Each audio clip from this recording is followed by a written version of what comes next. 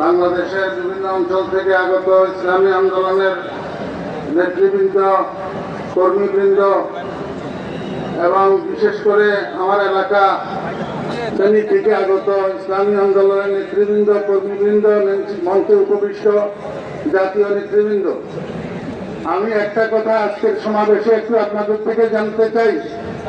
ইসলামী আন্দোলন বাংলাদেশ কি আওয়ামী লীগের দালাল?